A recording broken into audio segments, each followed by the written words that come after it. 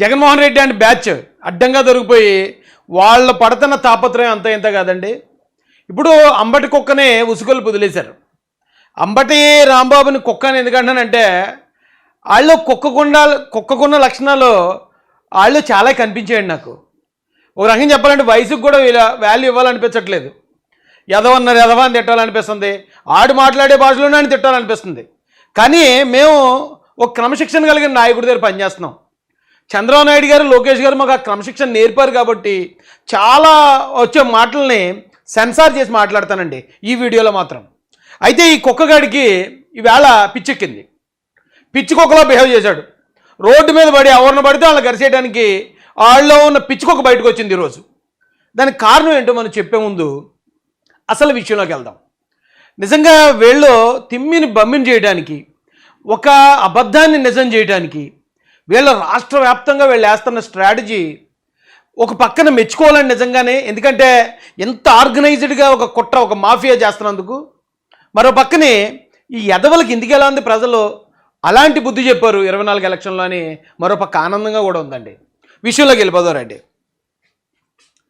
జరిగిన విషయం ఏంటంటే అండి, ఒకసారి దీన్ని పెద్దగా చేయండి.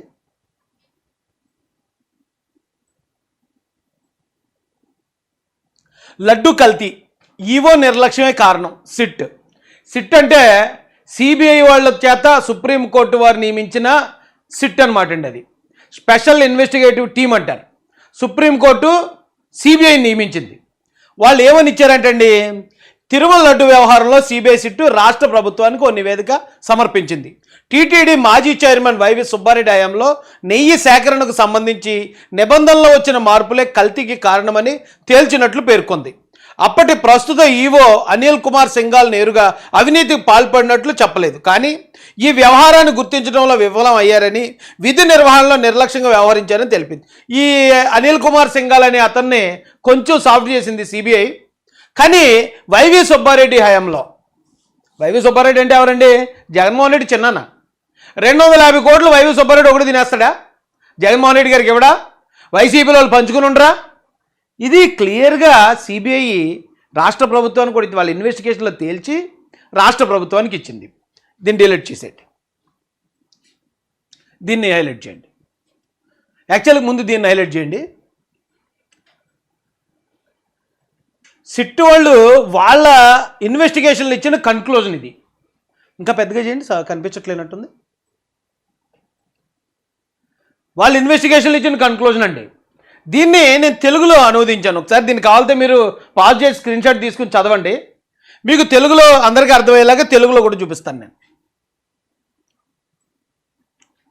దర్యాప్తులో పొమిల్ జైన్ అంటే ఎవడైతే దీనికి సప్లై చేసిన సప్లయర్స్ ఉన్నారు కదా, వాళ్ళు కాంటాక్ట్ టైప్ పెట్టుకుని 250 కోట్లు తినేశారు. వాళ్ళ పేర్లు రాసేటండి ముద్దు. A3, A4 అనే వ్యక్తులు 2019 నుంచి 2024 మధ్యన కాలంలో టీటీడీకి కల్తీ నెయ్యిని సరఫరా చేయడానికి ఒకరితో ఒకరు మరియు ఇతర నిందితులతో నేరపూరిత కుట్రకు పాల్పడ్డారని తేలింది. నేరపూరిత కుట్రకు పాల్పడ్డారని తేలిందని ఎవరు చెప్తున్నారండి? సిబిఐ చెప్పింది. కల్తీ నెయ్యి అనేది జరిగింది, నేరపూరిత కుట్ర కూడా జరిగిందని చెప్పి సిబిఐ ఆల్రెడీ తేల్చేసింది. ఈ కుట్రకు అనుగుణంగా కల్తీ నెయ్యిని తయారు చేయాలనే నిజాయితీ లేని ఉద్దేశంతో వారు కోల్కతాలోని సోన్సో రిఫైనరీస్ లిమిటెడ్ మరియు ఇతర సంస్థల ద్వారా శుద్ధి చేసిన పామ్ కార్నల్, శుద్ధి చేసిన అంటే రిఫైన్డ్ అని, రిఫైన్డ్ పామ్ కార్నల్, అలాగే refined palm oil, refined palmolein ఆయిల్ను కొనుగోలు చేశారు.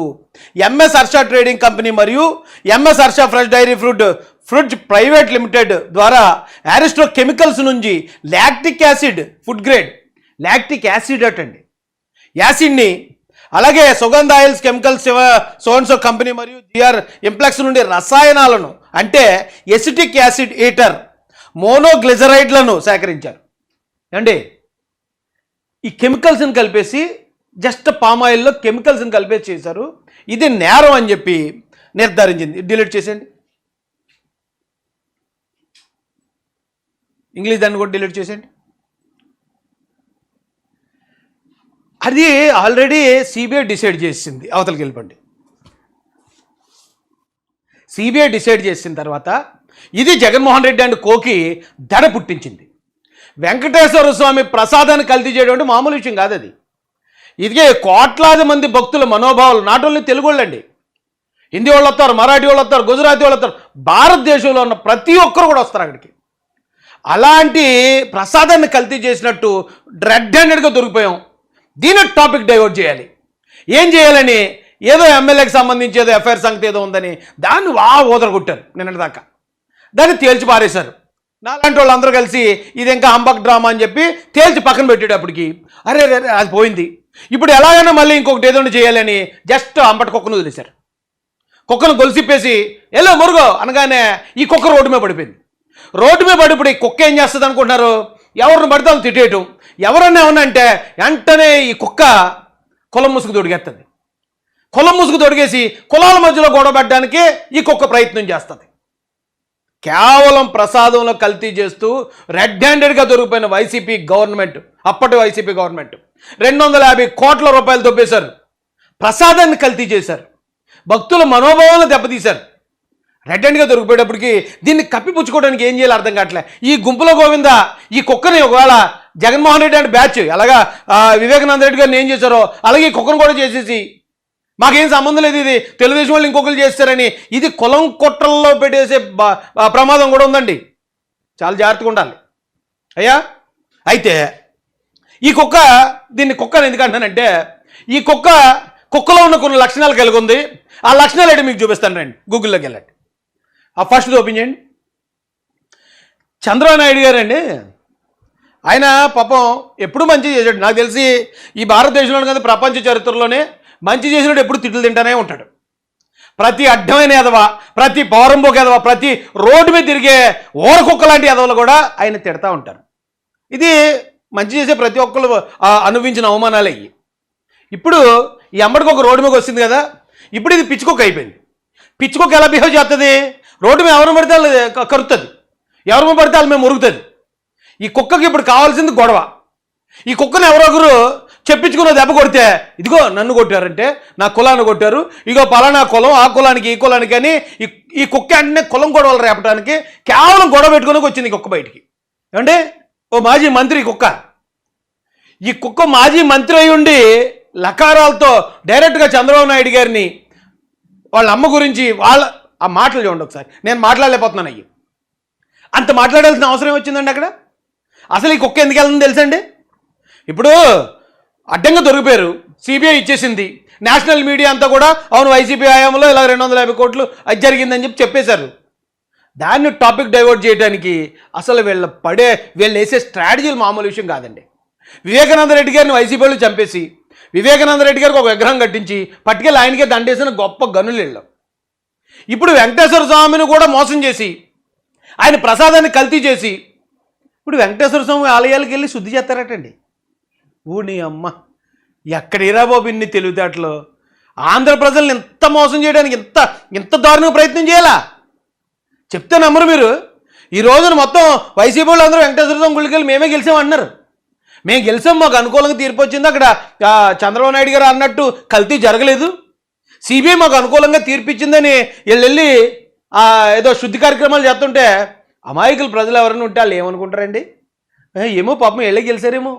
సిబిఐ ఆ స్వచ్ఛమైన నెయ్యే వాడాడు జగన్మోహన్ రెడ్డి, 250 కోట్లు అతను దొబ్బేలేదు, అతని జేబులో ఇంకొక 50 కోట్లు పెట్టి మంచి నెయ్యి కాస్ట్లీ నెయ్యి కొనేసాడట అని అనుకుంటారు కదండి. ఎందుకండి జనాన్ని ఇంత మోసం చేయటం? జనాన్ని మోసం చేయగలరు, దేవుణ్ణి మోసం చేయగలరా? మీరు గతంలో కూడా జనాన్ని మోసం చేయడానికి చాలా టెక్నికల్ ప్లే చేశారు. మీరు గెలిచారా 24లో? ఇది అంతే. ఈ కుక్క ఎలా తిట్టింది కదండి, ఆ పక్క ఓపెన్ చేయండి, పక్క ట్యాబ్. ఈ కుక్క పోలీసుల మీద కూడా తిరగబడిపోతుంది. ఇప్పుడు ఈ కుక్క పిచ్చుకొక్క అయిపోయింది కదండి, రోడ్డు మీద ఇప్పుడు ఎవరో ఒకరితో గొడవ పెట్టుకోవాలి, ఒక కేసు అన్నీ వేయించుకోవాలి, లేకపోతే ఎవరో ఒకరితో 2 చెప్పు దెబ్బలని తినేస్తే ఇదిగో నన్ను చంద్రబాబు నాయుడు గారు వాళ్ళ కులం వాళ్ళు ఇగో నన్ను నా కులాన్ని కొట్టారు అనేది ఈ కుక్క ఇప్పుడు రోడ్డు ఎక్కాలి. అది ఇప్పుడు ఆ కుక్కకి ఇచ్చిన టాస్క్. జగన్మోహన్ రెడ్డి గారు ఈ కుక్కకి మంత్రి పదవిని ముద్దేస్తారు, లేకపోతే ఎమ్మెల్యే సీటును ముద్దేస్తారు, అవసరమైనప్పుడు దీన్ని గొలుసు ఇప్పేస్తే ఈ కుక్క చేసే పని ఇది. ఇప్పుడు వీళ్ళు పిచ్చుకొక్క అనిపించింది నాకు.